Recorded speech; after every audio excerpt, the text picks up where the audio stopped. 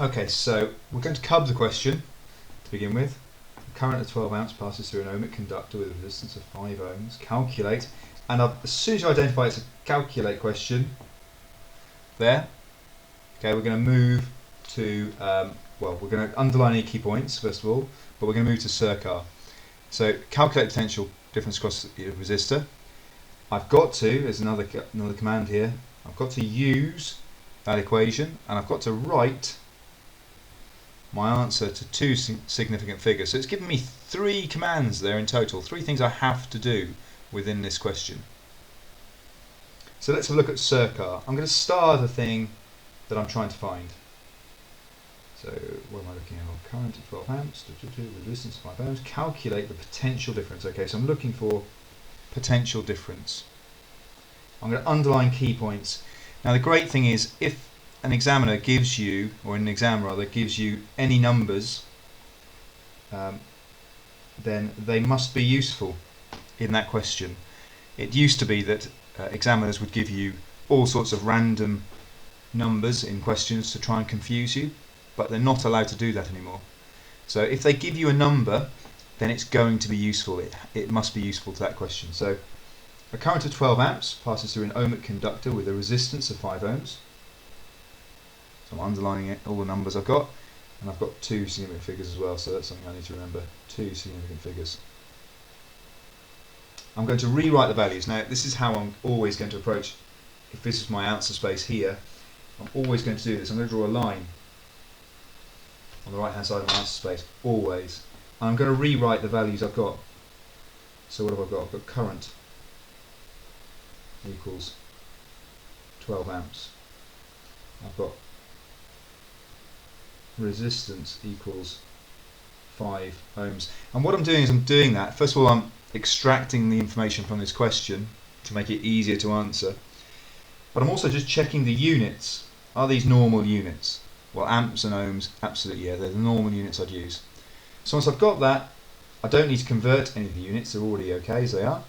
I'm going to add the values into the equation. So I've got the equation here. So potential difference, the shorthand for that is PD. PD equals current times resistance. So current is 12 times resistance, which is 5. I don't need to rearrange this equation at all. So I'm just going to calculate the answer. So it's 12 times 5 equals 60. Okay, so 12 times 5 is 60. 60, try and make sure that's written. You can just read it.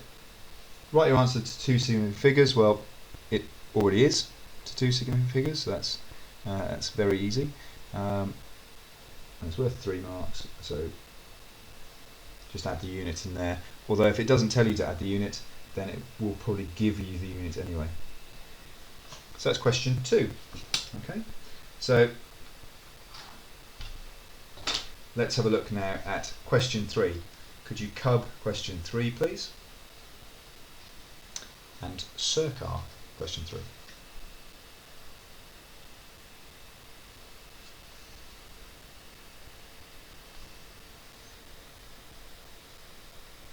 Okay, so this question is classic for an exam question. Really, it's quite scary. There's nasty looking numbers. 2.26.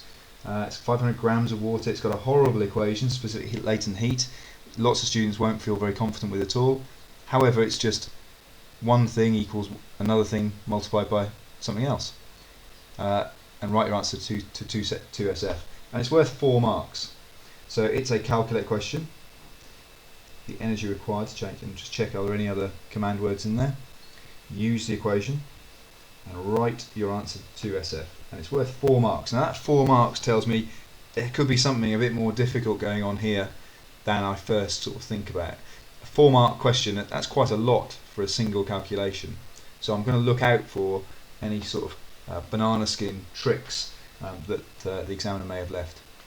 So calculate the energy required to change 500 grams of water into steam. So okay, so I've got 500 grams. The specific latent heat of water is that. So specific latent heat of water.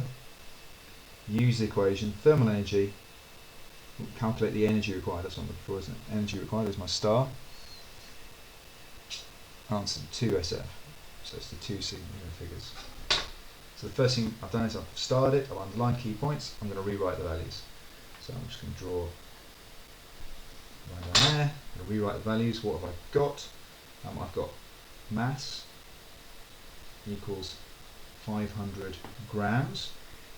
Because I've written it down straight away, I noticed grams is not usual, and I'm looking, remember, for sneaky things the examiner might have done to try and trick me. Grams is not a normal unit for mass, so I'm going to convert that into kilograms. And 500 grams is half a kilogram. So grams to kilograms, I've got to divide by 1,000. That word, whenever I put a K in front of something, kilo, all that means is it's a short way of writing times 1,000. So that's what kilo means. So if I check 0.5 times 1,000 should give me 500 grams, which it does. Therefore it's right. So I could just quickly check there. Have I done my conversion correctly? What else have I got? I've got specific latent heat. So specific latent heat, I'm just going to abbreviate that just so I don't take up so much space, is 2.26 kilojoules.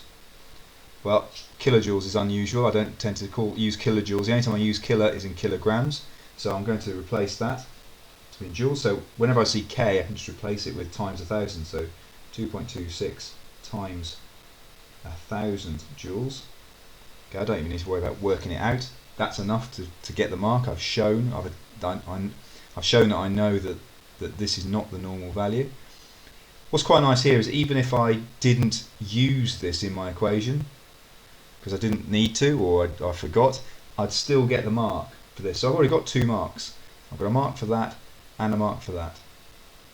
Now I'm going to add them into the equation. So I've got the thermal energy. So I'm just going to energy equals, and it says that mass times specific heat to latent heat. So the mass was 0.5 times 2.26 times 1,000. Put that in brackets if I want to, because that should all be worked out there. Equals. Make sure here only have 1 equals on each line, unless you put a big line separating the sides. Okay, only 1 equal sign per line. Otherwise, you really do run the risk of making a mistake. And I know in maths they teach you to always put the equal sign underneath as well. It's a good habit to get into. So just do this. So 0.5 times 2.26 times by 1,000 equals 1,130. 1130 joules. But the answer is the 2 significant figures, whereas this is the 3, so that equals 1100 joules to 2 SF.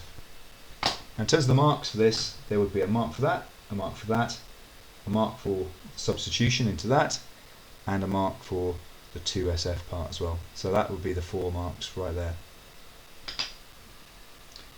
Some people might be more confident, might race on and just do this all in their head and just write down that. If they make a single mistake, then they're going to lose all the earlier marks. Okay, so don't do that. Always get into the habit of rewriting your values on the right hand side, then substituting into the equation, then rearranging the equation. If you do it this way, in a disciplined way, you'll get the marks. Okay, could you look at question 4 please?